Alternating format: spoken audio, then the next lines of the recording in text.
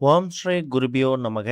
ஓம் ஸ்ரீ மகா பெரியவா சரணம். வரும் ஆகஸ்ட் 3ஆம் தேதி இந்த வருஷத்துக்கான ஆடிப்பெருக்கு.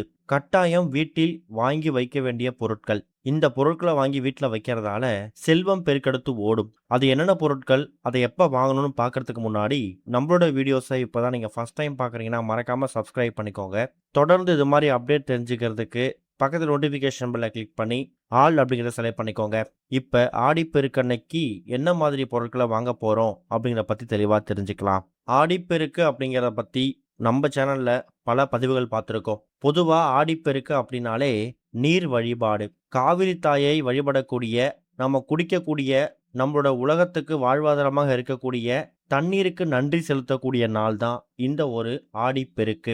ஆடிப்பெருக்கு தினத்தில் நம்ம என்ன காரியங்கள் சொல்கிறோமோ செய்கிறோமோ அது பன்மடங்கு பெருகும், வளரும். விவசாயிகளுக்கு மட்டும் இல்ல, எல்லோருக்குமே ஒரு மிகப்பெரிய வாழ்வாதாரமாக இருக்கக்கூடிய காவிரி தாயை வணங்குவதற்கான நாள் இந்த ஒரு ஆடிப்பெருக்கு. ஆடிப்பெருக்கு தினத்துல ஆற்றங்கரை ஓரத்தில் இருக்கக்கூடிய இடத்துல போயிட்டு அங்க ஆற்றங்கரை மண்ணில் அம்பிகைய ஒரு உருவமா பிடித்து கலவை சாதங்கள், அதாவது தயிர் சாதம், புளி சாதம், எலுமிச்சை சாதம், இது மாதிரி கலவை சாதங்கள் தயார் செய்து அதை காவிரி தாய்க்கு படைச்சிட்டு அங்கேயே சுமங்கலி பெண்கள் தாலிச்சடு மாத்திட்டு வர்றது ஒரு பெரிய வழக்கம். ஆனா இப்ப இருக்கக்கூடிய காலகட்டத்துல எல்லோராலையும் நீர்நிலைகளுக்கு போயிட்டு தாலிச்சடு மாத்திக்கிறது அப்படிங்கிறது இயலாத காரியமா இருக்கலாம். அதனாலதான் நாம வீட்டுல தினமும் பயன்படுத்தக்கூடிய குடிநீர் குழாய், ஆர்ஓ வாட்டர் பியூரிஃபையர், வீட்டில் இருக்கக்கூடிய வாட்டர் டேப், இது மாதிரி இடங்களுக்கு பூஜை பண்ணி ஆடிப்பெருக்கு தினத்தை நம்ம கொண்டாடுறோம். எல்லா ரூபங்கள்லையும் தண்ணீர் வழியா காவிரி தாய் நம்ம வீட்டுக்குள்ள வர்றதா ஒரு ஐதீகம் தான். இன்னொரு பக்கம் இந்த நாள்ல எந்த செயலை செய்தாலும் அது பன்மடங்கு பெருகும், வளர்ச்சி அடையும் அப்படிங்கிறதுக்காக தான் சுமங்கலி பெண்கள் தாலிச்சரடு மாத்திக்கிறாங்க. அது மூலயமா கணவருடைய ஆயுள் கூடும், மாங்கல்ய பலம் அதிகரிக்கும் அப்படிங்கிறது ஒரு பெரிய நம்பிக்கை. இன்னொரு பக்கம் சமீபத்துல திருமணமானவங்க, புதுமண தம்பதிகள் தாலி பிரிச்சு கோர்ப்பதற்கான அந்த தாலி பெருக்க தாராளமா ஆடிப்பெருக்கு அன்னைக்கு பண்ணலாம். ஆடிப்பெருக்குக்கு நல்ல நாள், கெட்ட நாள், வளர்பிறை, தேய்பிறை, இது மாதிரி எந்த கணக்கும் கிடையாது. தாராளமா ஆடிப்பெருக்கு தினத்துல தாலிக்கயிறு மாத்திக்கிறது விசேஷம்தான். அதுலயும் தாலிக்கயிறை பகல் நேரத்துல மாத்திடணும். எக்காரணத்தை கொண்டும் சூரியன் அஸ்தமனம் ஆனதுக்கு பிறகு மாலை 6-7 மணிக்கு மேல தாலிக்கயிறு மாத்தக்கூடாது. திங்கக்கிழமையில நமக்கு இந்த வருஷம் ஆகஸ்ட் 3ஆம் தேதி ஆடிப்பெருக்க வந்திருக்கிறதால திங்கக்கிழமை காலையில 7:30-9 ராகு காலம் இருக்கு, 10:30-12 யமகண்டம் இருக்கு. இந்த 2 நேரத்தை தவிர்த்துட்டு காலையில 9:15 10:15 இந்த 1 மணி நேரம் தாலிக்கயிறு பிரித்து கோர்ப்பதற்காக அற்புதமான நேரம். அதை விட்டீங்கன்னா 12:15 1:15 இந்த 2 நேரத்துல ஏதாவது ஒரு நேரத்தை பயன்படுத்திக்கோங்க. ரொம்ப உச்சமான நல்ல நேரம் எதுன்னு கேட்டீங்கன்னா 9:15 10:15 தான். அதே மாதிரி உங்க வீட்டுல நம்ம முன்னாடி சொன்ன மாதிரி எலுமிச்சை சாதம், புளி சாதம், தயிர் சாதம், இது மாதிரி கலவை சாதங்களை தயார் செய்து அதை அம்பாள், அம்மன், மாரியம்மன், இது மாதிரி பெண் தெய்வங்களை காவிரி தாயாக பாவித்து படைக்கணும். இன்னொரு பக்கம் இந்த வருஷம் வந்திருக்கக்கூடிய இந்த ஒரு ஆடிப்பெருக்கு தினத்துல சிவபெருமானுக்கு உகந்த உத்திரட்டாதி நட்சத்திரமும் சேர்ந்து வந்திருக்கு. சிவ வழிபாடும் கூடுதல் சிறப்பு. ஏன்னா சோமவாரம் திங்கக்கிழமை சிவபெருமானுக்கு உகந்த நாள்ல தான் ஆடிப்பெருக்கு வருது.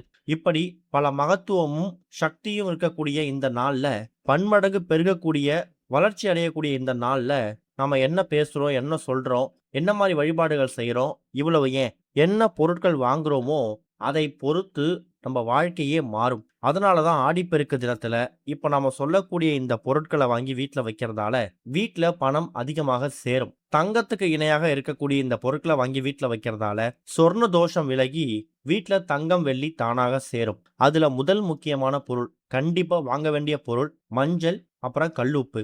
மஞ்சள் தங்கத்துக்கு நிகரான ஒரு பொருள், கல்லுப்பு வெள்ளிக்கு நிகரான ஒரு பொருள். வேற எந்த பொருள் வாங்குறீங்களோ இல்லையோ, இப்ப நம்ம சொல்லக்கூடிய பொருட்கள்ல கண்டிப்பா கல்லுப்பும் மஞ்சளையும் சாஸ்திரத்துக்கு ஒன்னாவது வாங்கிட்டு வந்து வீட்டுல வச்சு பூஜை பண்றது கூடுதல் விசேஷம். அதுக்கப்புறம் சமையலுக்கோ இல்ல மற்ற விஷயங்களுக்காகவோ அந்த மஞ்சளை பயன்படுத்திக்கலாம். அடுத்து ஒரு முக்கியமானது மஞ்சள் கயிறு, தாலி கயிறு.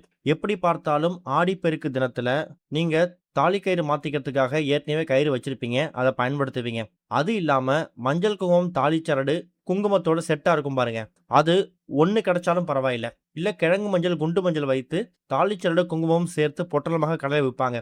அதை வாங்கிட்டு வந்து வீட்டோட பூஜை அறையில வச்சுக்கிட்டு அதுக்கப்புறம் நீங்க அதை பின்னாடி பயன்படுத்திக்கலாம். அடுத்ததா வீட்டுல இனிப்பு அதிகமா இருக்கணும், வாழ்க்கையில ஏற்படக்கூடிய கசப்பான அனுபவங்கள் விலகி ஓடணும் அப்படின்னு நினைக்கிறவங்க வெல்லம் வாங்கணும். நாட்டு சர்க்கரையோ இல்ல ஒயிட் சுகரோ வாங்காம கட்டி வெல்லம். சர்க்கரை பொங்கலுக்கு பயன்படுத்தக்கூடிய கட்டி வெல்லத்த ஒரு 1/2 கிலோ வாங்கிட்டு வந்து வீட்டோட பூஜை அறையில வைக்கிறது கூடுதல் விசேஷம். அடுத்ததா இந்த வருஷம் நம்ம முன்னாடியே சொன்ன மாதிரி ஆடிப்பெருக்கு தினம் நமக்கு திங்கட்கிழமையில வந்திருக்கு சோமவாரம். சோமவாரம் சிவபெருமானுக்கும் சந்திர பகவானுக்கும் உகந்த ஒரு நாள். இவங்க 2 பேருக்கும் உகந்த பச்சரிசி. இது ரொம்ப ரொம்ப விசேஷம். அது 1 கிலோ 1/2 கிலோ வாங்கிட்டு வந்து வீட்டோட பூஜையில வச்சு பூஜை பண்ணிட்டு அதுக்கப்புறம் அதை நீங்க பயன்படுத்திக்கலாம். அடுத்து இப்ப நம்ம சொல்லக்கூடிய இந்த பொருட்களை நீங்க கண்டிப்பா வாங்கணும். தெய்வ கனிகள், அதே மாதிரி தெய்வீக வழிபாட்டுக்கு அதிகம் பயன்படுத்தக்கூடிய பொருட்கள் இது எல்லாமே. அதுல முதல் பொருள் எலுமிச்சை. எலுமிச்சை அப்படிங்கிறது நம்ம வீட்டில் இருக்கக்கூடிய கெட்ட சக்திகள், துர்சக்திகள் இது எல்லாத்தையும் அது உள்வாங்கி நல்ல ஆற்றல்களை, அதாவது பாசிட்டிவ் எனர்ஜியை மட்டும் வெளியிடக்கூடிய தன்மை ஒரு சக்தி எலுமிச்சம்பழத்துக்கு இருக்கு. அதனால எலுமிச்சம்பழத்தை ஒரு பழம் கிடைச்சாலும் பரவாயில்ல, அதை வாங்கிட்டு வந்து வச்சிடுங்க. அடுத்ததா தேங்காய். பூஜைகளுக்கு பயன்படுத்தக்கூடிய தேங்காய் காரிய தடையை நீக்கக்கூடிய அற்புதமான ஒரு பொருள். அடுத்ததா வெற்றிலை பாக்கு. வெற்றிகளை வாரி வழங்கக்கூடிய வெற்றிலை பாக்கு ஒரு செட்டு வெத்தலை பாக்க வாங்கிட்டு வந்து வீட்டோட பூஜையில வச்சு பூஜை பண்ணிக்கலாம். அடுத்ததா புதுசா துணிமணி எடுக்கிறது. கல்யாணத்துக்காகவோ இல்ல மற்ற விஷயங்களுக்காகவோ கிடையாது. சாதாரணமாகவே உங்க வீட்ல ஏதோ ஒரு பூஜை அறையில ஒரு சாமிக்கான வஸ்திரம் எடுக்கணும், இல்ல உங்க குழந்தைகளுக்கோ உங்களுக்கோ ஏதாவது ட்ரெஸ் எடுக்கணும், பிறந்த நாளுக்கு துணி எடுக்கணும் அப்படிங்கும்போது தாராளமா இந்த ஆடிப்பெருக்கு தினத்தை பயன்படுத்திக்கலாம்.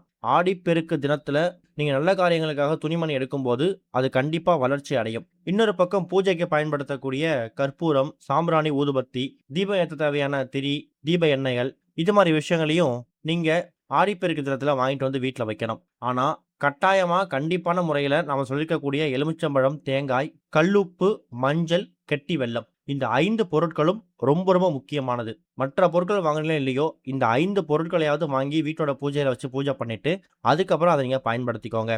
எப்பொழுதுமே அனைவரிடமும் ரொம்ப அன்பாவும் சாந்தமாவும் தான் பேசணும். அதுலயும் ஆடிப்பெருக்கு மாதிரியான நாட்கள்ல அதிகமா கோவப்படாம அடுத்தவர்கிட்ட அன்பாவும் சந்தோஷமாவும் பேசும்போது நம்ம வாழ்க்கையில அமைதியும் சந்தோஷமும் பெருக்கெடுத்து ஓடும். சிவபெருமானையும் சேர்த்து வணங்குங்க. வாழ்க்கையில பெரிய பேரு புகழ் கிடைக்கும். அன்றைய தினம் சுமங்கலி பெண்கள் தாலிச்சரடு மாத்தும் போது பழைய தாலிச்சரட கண்ணாபின்னான்னு உதாசீனப்படுத்தி குப்பை தொட்டில போடாம அதை கால் படாத மாதிரி செடி கொடிகள் பூந்தொட்டிகள்லயோ இல்ல ஆறு ஏரி குளம் மாதிரி நீர்நிலைகளை தண்ணிலேயே விட்டுறணும். பழைய கயிறு தானே அப்படிங்கிற மாதிரி அதை உதாசீனப்படுத்தக்கூடாது.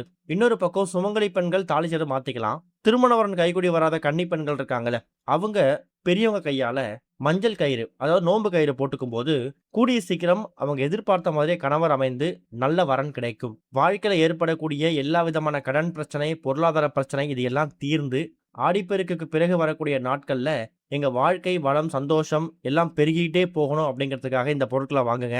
கண்டிப்பா நல்ல முன்னேற்றம் நடக்கும். ஓம் ஸ்ரீ குருபியோ நமக. ஓம் ஸ்ரீ மகா பெரியவா சரணம்.